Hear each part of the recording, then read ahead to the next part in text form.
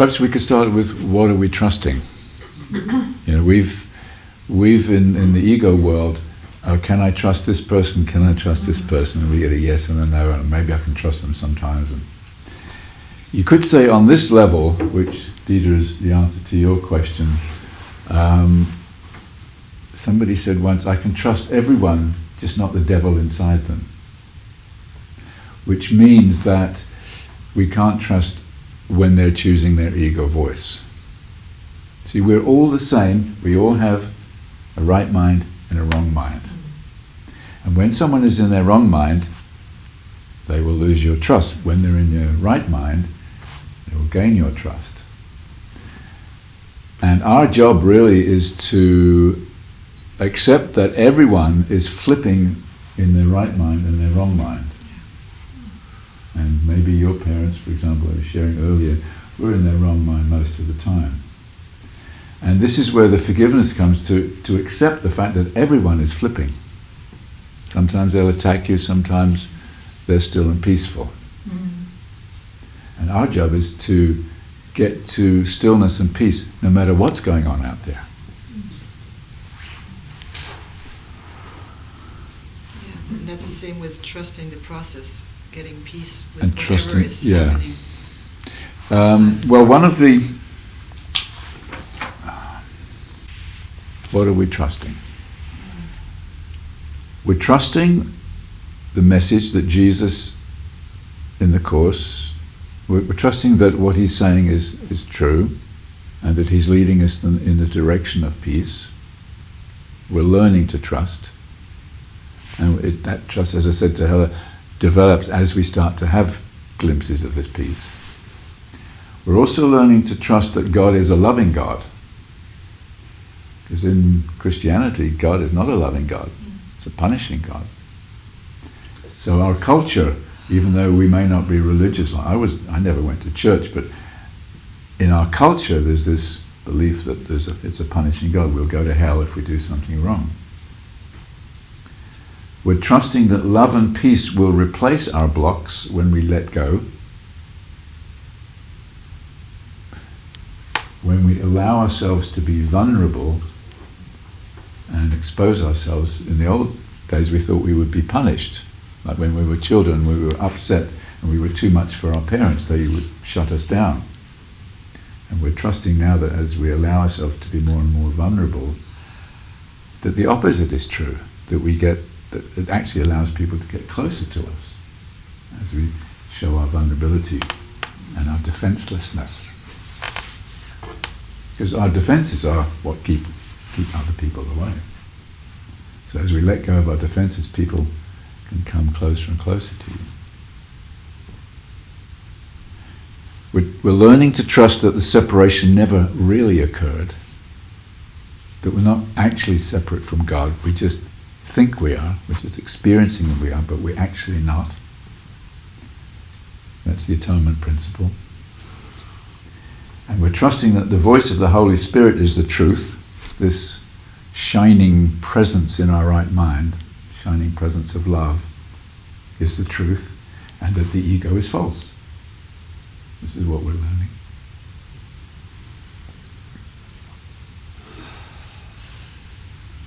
We start our journey by trusting the ego, which the Course calls the tiny wings of a sparrow, a very small bird. But our goal is to trust the Holy Spirit, which is the mighty wings of an eagle, using its terminology, and that this power is already in our minds. The Holy Spirit, this presence of love, is in our right minds, but we've blocked our right minds, so we never experience it. Again, as we practice, we get these glimpses, and this must be true. So we go a little deeper, we trust a little more that we can open. So it's not about trusting anyone. You cannot trust anything in the world. The world was made as an attack on God. So let's not put our trust in something that is false. And this is why this whole section on trust is about choosing the valuable from the valueless. And choosing what's valuable is choosing your right mind. Choosing your wrong mind is what's valueless.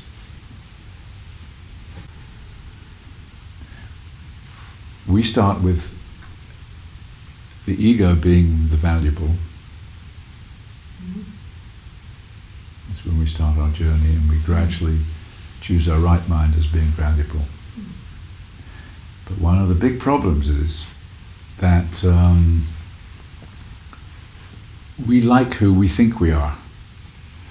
And when we're choosing the wrong mind, when we're choosing the ego most of the time, that's who we think we are. And we're very attached to it, as we've said before. And we'll fight for it. And to give that up feels like a sacrifice. And this is what has anyone not read the section on trust this week or at any time? Everyone read it? Wow. Can I trust you? Never ever.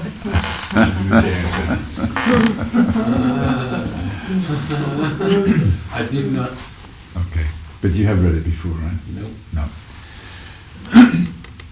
Basically, it talks about, it's one of the few places in the course where it's implying that there's a journey with 6 stages. It gives 6 stages in the development of trust. But I think we need to be careful and not seeing this as a linear journey.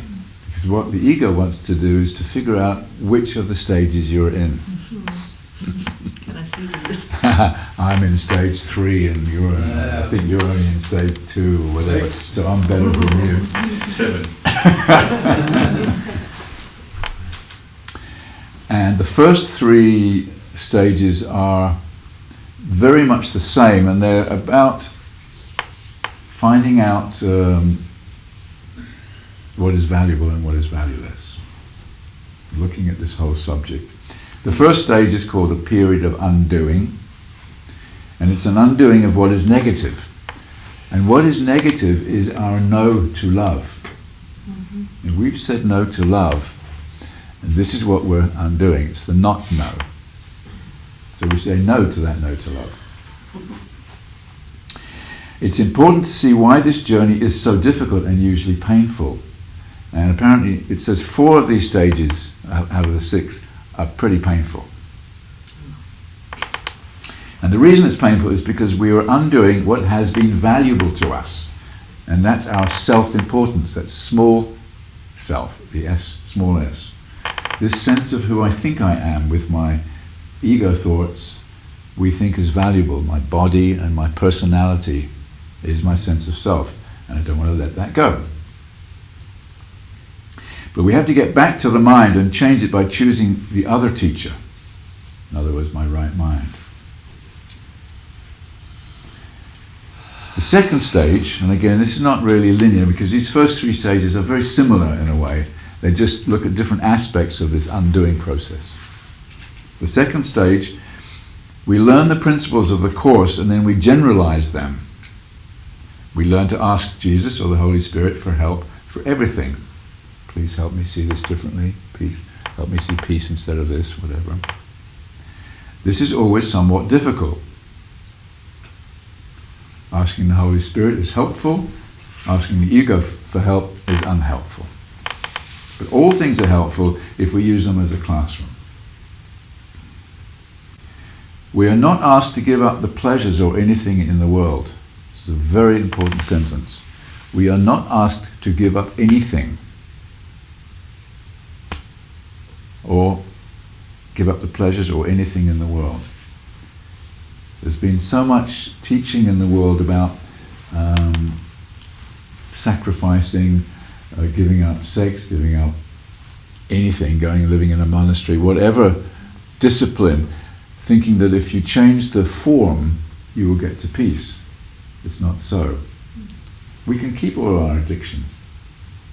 Well, Addictions. It's not about disciplining yourself. Not saying don't discipline yourself, but disciplining yourself will not bring you peace.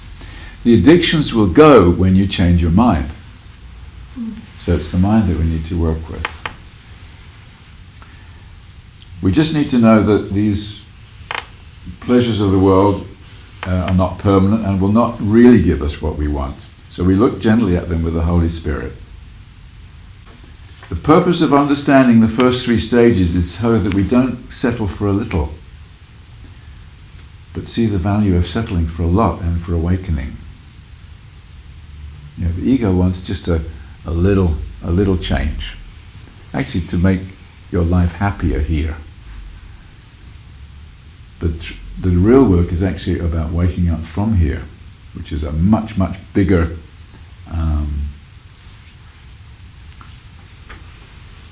much more valuable, you could say. The third stage, a period of relinquishment. And the relinquishment is letting go of the ego. The conflict that usually comes is because we are letting go of what we have seen as valuable. And conflict always comes when we do what we do not want to do. So we're being asked to give up something that we think is valuable. Our defenses, our attacks, our patterns. It's not the things of the world that give us conflict.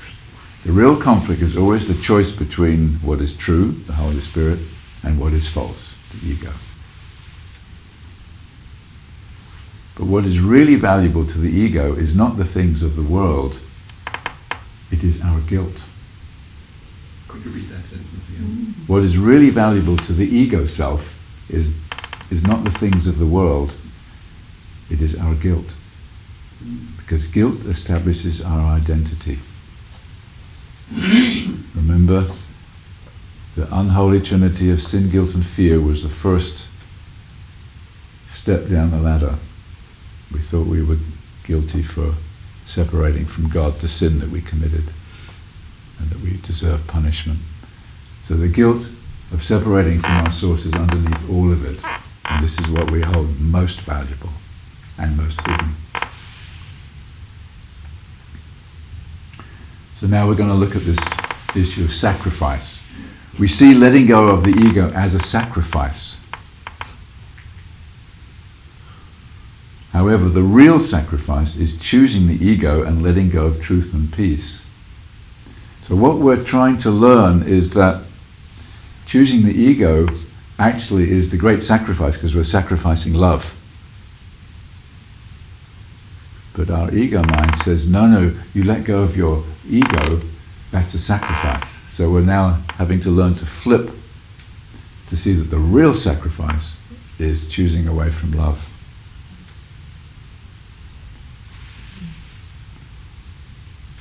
The sacrifices of the world are nothing, because there is nothing in the world that is valuable. Sorry, Ocean. Sorry, Dita. However, the sacrifices of truth is everything.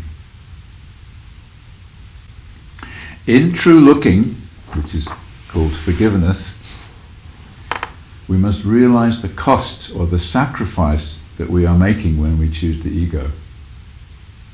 You know, we've talked a lot about forgiveness is looking at our choice for separation, but we must see the cost of our choosing that. And the cost is that we're blocking off the love. Now here is the sentence I was looking for. The real understanding that happiness comes when we let go of the valueless only dawns on us after we actually let go of the valueless. That's the first three stages, and they're all pretty uncomfortable, and they're all a bit similar to each other, all about letting go, undoing. And then comes the fourth stage, which is a period of settling down. And this is a quiet time.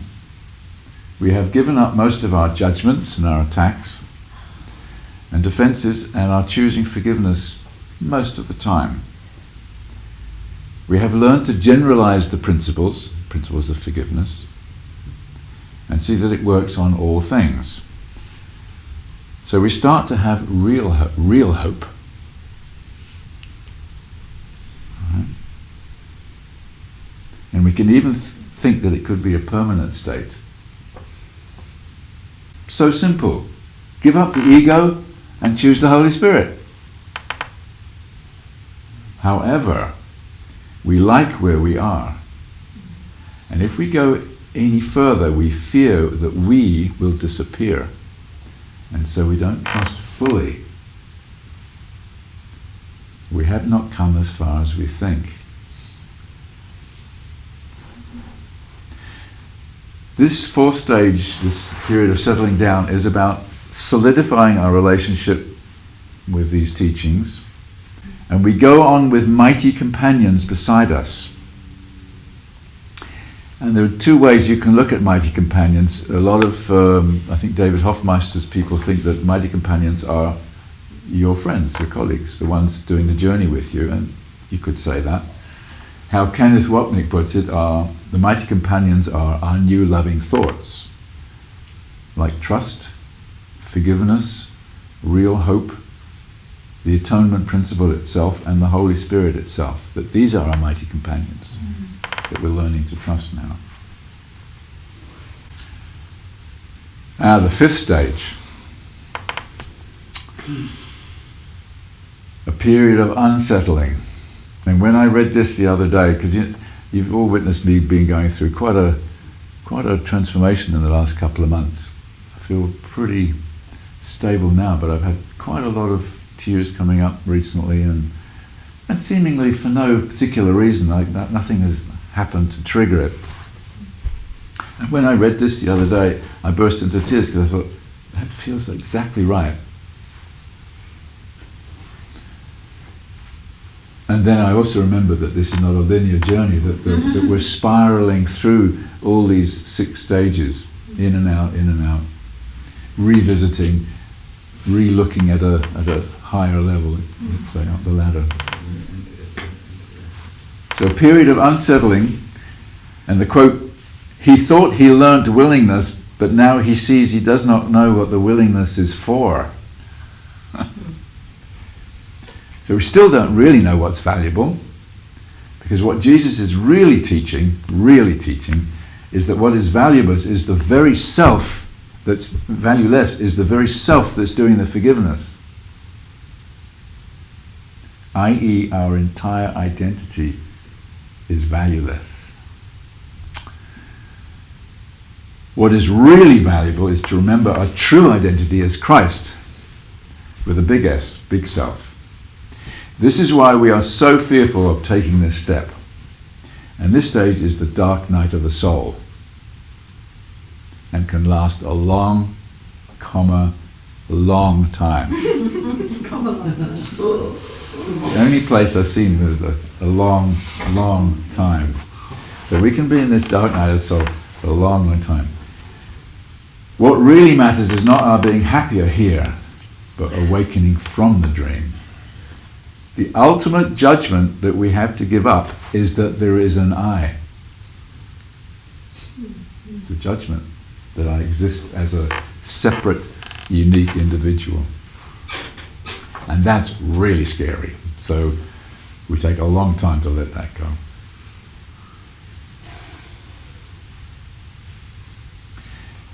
And this is why I don't, read this kind of stuff on the introductory day to the 1-year course. Because long trees get Yeah. Is that more than a year? Yeah. It takes a 1-year course, 1-year course time. Oh dear. Anyone want to hear the 6th stage? Next year, I'm sure. A period of achievement. This is the real world with a capital R, capital W. The real world is a term that Jesus uses in the Course of, we're still here in a body, but we have totally chosen our right minds. We've chosen against the ego and have real, lasting inner peace. Like there's nothing out there that can disturb us. Probably like Jesus had in his later years of his life. Heaven is totally reflected here. Heaven is not here because this is an illusion, but it's reflected here. We can experience it in our right minds. We are only in this stage an instant, however long an instant is. And then God metaphorically whooshes in and pulls us back into heaven. And when we are in this real world, still here but totally at peace, we realize for all this we gave up nothing, which is the ego, in order to gain everything. So it's teaching us that the ego, small self-world, is nothing. It's just an illusion that we're dreaming. And we give that up in order to gain everything, which is heaven.